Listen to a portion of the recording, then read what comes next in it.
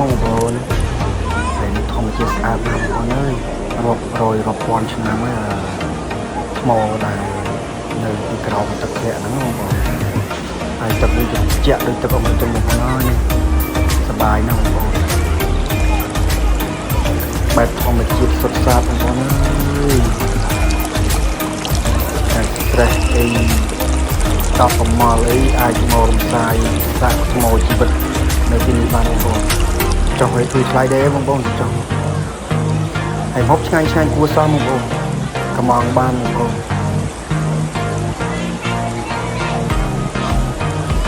ហើយ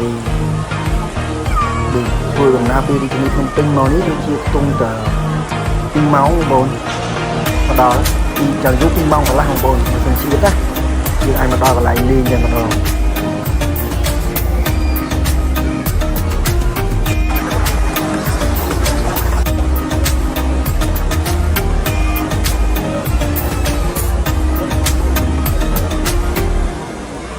នៅទីនេះគឺជាអត់ដើរស្រករីងហ្នឹងបងប្អូនគឺហូររហូតគ្រាន់តែថារដូវទឹកយើងមានច្រើនរដូវប្រាំងនៅអាចមួយទឹកបានអញ្ចឹងណាបងប្អូនវា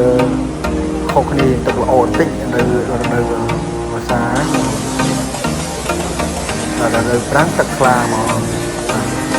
ជាក់ស្រួលលេងរាក់ទៀតបងប្អូនហើយមនុស្សមកជាច្រើនបងប្អូនច្រើនហ្នឹងបងប្អូនរាប់រយឡានរាប់រយគ្រួសារមកលេងហ្នឹងបងប្អូន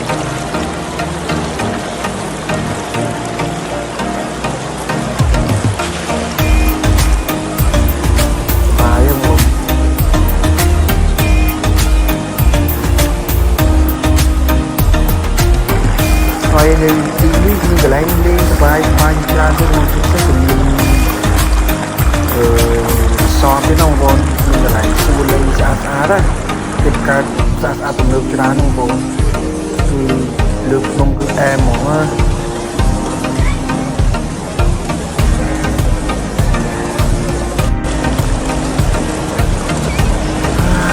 ចាក់ណាស់បងចាក់ណាមកទៅមកតែម្ដងបានណាបងប្អូនខែលេងម្ដងអត់ហើយអស់សាំងទៅដូចជាអាវិជាទូអត់ទៅទុំទៅ10ដុល្លារបងប្អូនទៅមកហើយនឹងហូបចុកទៀតអស់ថា100000ទៀតបងប្អូននឹងមកលក្ខណៈគ្រួសារយើងហ្នឹងតែសប្បាយបង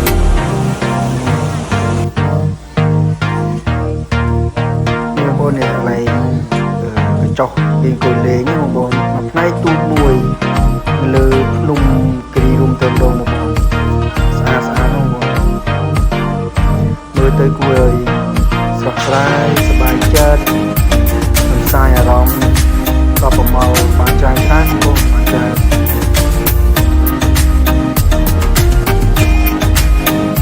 ការរៀបចំបែបធម្មជាតិតែម្ដងបងប្អូនសំជាមួយនឹងទេសភាពលើភ្នំនេះទៀតបងប្អូនអើយគាត់នឹងមកហើយចង់ទៅនៅឲ្យបានយូរចឹងណាបងប្អូនថតនេះឃើញថតបងប្អូននេះកន្លែងណាកន្លែងថតបានទេបងប្អូនកន្លែងណាក៏ថតបានឆ្លៀតណាបងប្អូននេះហើយចេញមកវិញបងប្អូនរៀបចំចេញមកវិញហើយថតកន្លែងស្មៅបែបរ៉ូមែនទិកបែបសុខស្វីតទីបងប្អូនហើយនឹងជាមួយធម្មជាតិស្អាតណាកន្លែងឥឡូវនេះគឺតំបន់នេះជាតំបន់ទេសចរមួយតាក់ទាញបងប្អូននៅគិរីរំហ្នឹងណាគឺចាប់ផ្ដើមឡើងទៅដល់គឺសិតតែកន្លែងថតបានបងប្អូនទេសភាពស្អាតធម្មជាតិជាក់បែកនៅច្រើនបងប្អូន